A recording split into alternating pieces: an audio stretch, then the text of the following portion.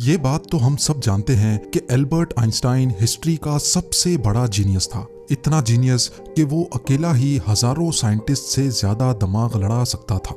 जो चीज हम इंसान समझना तो दूर की बात सोच भी नहीं सकते, वो आइंस्टाइन ने सोची भी, समझी भी और उसको पूरी दुनिया के लिए आसान भी बनाया।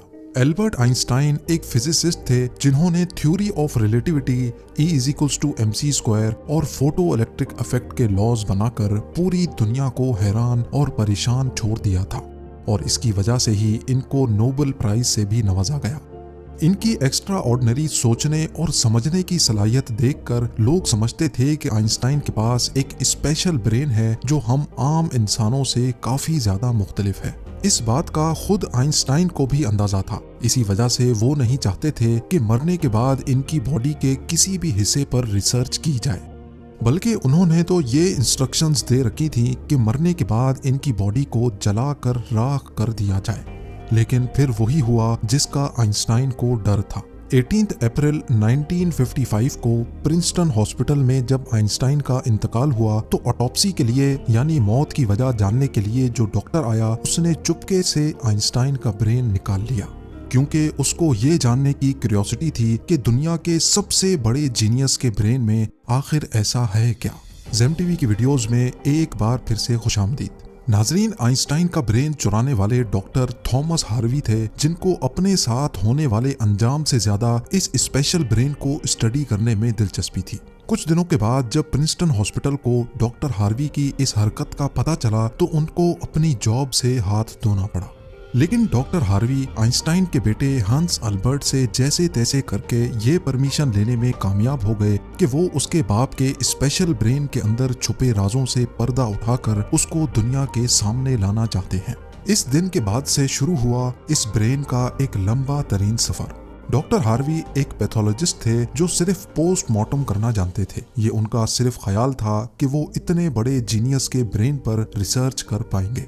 अब कंडीशन ये थी कि डॉक्टर हार्वी प्रिंसटन हॉस्पिटल की जॉब से भी हाथ धो बैठे थे और अपने पैथोलॉजिस्ट का ओहदा भी। आइंस्टाइन का ब्रेन जो पहले ही डॉक्टर हार्वी प्रिजर्व कर चुके थे, वो इसको लेकर पेंसिल्वेनिया के शहर फिलाडेल्फिया ले गए, जहां उन्होंने ब्रेन की कई फोटोज ली और फिर उसको 240 छोटे छोटे पीसेज में काटकर हर पीस को अलग अलग जार में प्रिजर्व करके अपनी बेसमेंट में छुपा दिया। इसी मसले को लेकर डॉक्टर हार्वी का अपनी बीवी के साथ कई बार झगड़ा होता रहता था, क्योंकि उनकी बीवी अक्सर ये धमकी देती थी कि वो इस ब्रेन को उठाकर कहीं फेंक देगी। एक दिन झगड़ा इतना बढ़ गया कि दोनों मियां बीवी को डाइवोर्स लेकर अलग होना पड़ा और डॉक्टर हार्वी ब्रेन लेकर कैंसस के शहर विचिटा चले गए, जहां वो एक बायोलॉजिकल टेस्टिंग लैब में मेडिकल सुपरवाइजर की नौकरी करने लगे और यहाँ वो अपने फारिग टाइम में आइंस्टाइन के ब्रेन पर खूब स्टडी करने की कोशिश करते। इसके बाद कई बार वो अलग अलग जॉब छोड़कर मुख्तलिफ शहरों में ये ब्रेन लेके घूमते रहे। कई साल गुजर चुके थे लेकिन डॉक्टर हार्वी आइंस्टाइन के ब्रेन पर कुछ खास रिसर्च ना कर सके।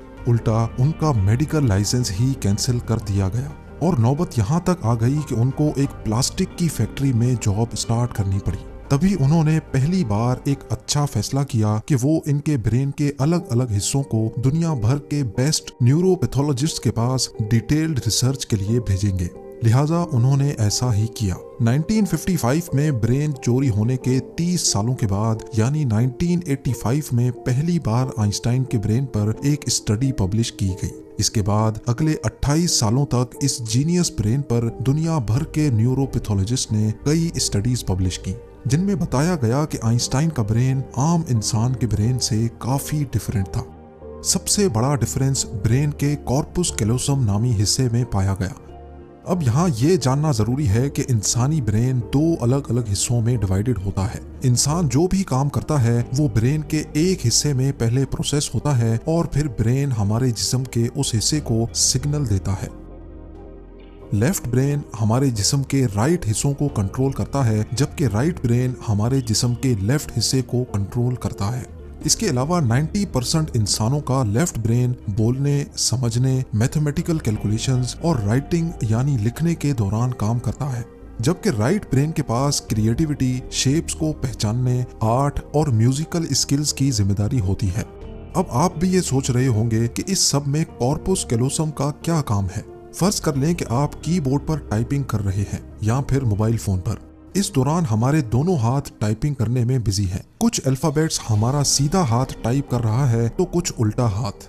टाइपिंग के दौरान आपके लेफ्ट हैंड से एक मिस्टेक हुई तो आपने फौरन अपना राइट हैंड इस्तेमाल करके उस मिस्टेक को इरेज किया। तो इसका मतलब ये हुआ कि जब हमारे राइट ब्रेन से मिस्टेक हुई तो उसने लेफ्ट ब्रेन को फौरन सिग्नल देकर वो मिस्टेक ठीक करवाई। ब्रेन के दोनों हिस्से आपस में जिस चीज के थ्रू कम्युनिकेट करते हैं उसको कॉर्पस कैलोसम कहा जाता है।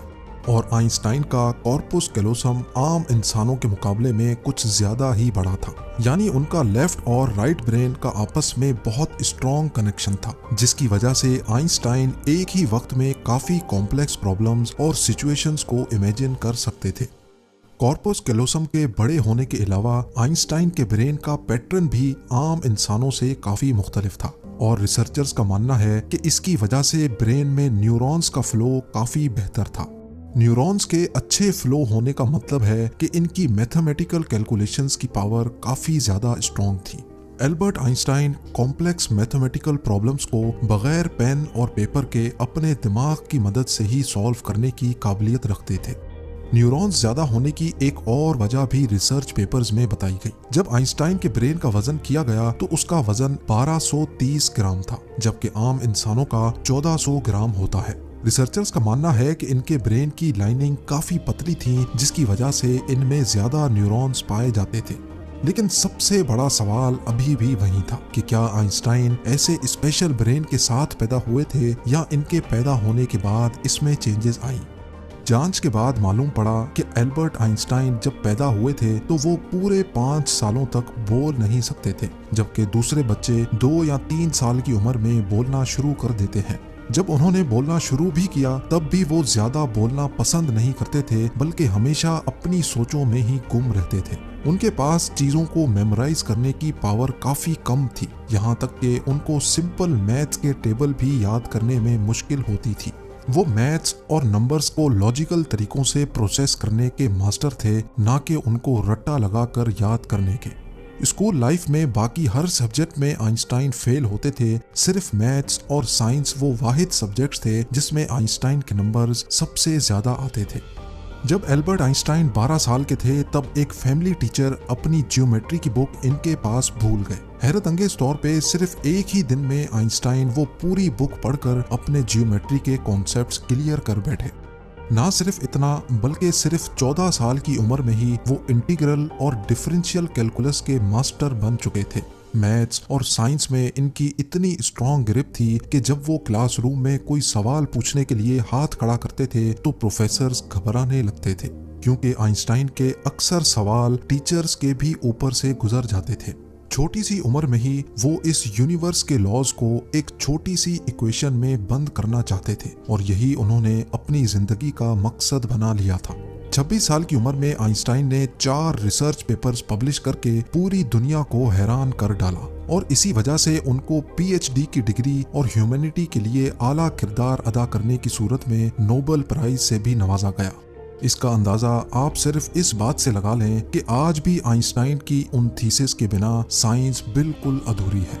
कई डॉक्टर्स और साइंटिस्ट ने ये नतीजा निकाला कि आइंस्टाइन का ब्रेन उनके पैदा होने के बाद स्पेशल बना था, जिसकी सबसे बड़ी वजह यह थी कि जब उनको अपने सवालों का कोई जवाब नहीं मिलता था तो वो खुद अपने दिमाग की मदद से जवाब तलाश किया करते थे। छोटी उम्र में ही ऐसा करने से इनका ब्रेन उसी हिसाब से डेवलप होता गया। आज भी आइंस्टाइन का ये एक्स्ट्रा ऑर्डिनरी ब्रेन अमेरिका में वाक़े द मर्टर म्यूजियम में मौजूद है, जिसको बड़ी हिफाजत से माइक्रोस्कोपिक फिल्म्स में प्रिजर्व करके रखा गया है। भी आप लोग भरपूर लाइक और शेयर करेंगे। आप लोगों के प्यार भरे कमेंट्स का बेहद शुक्रिया। मिलते हैं अगली शानदार वीडियो में।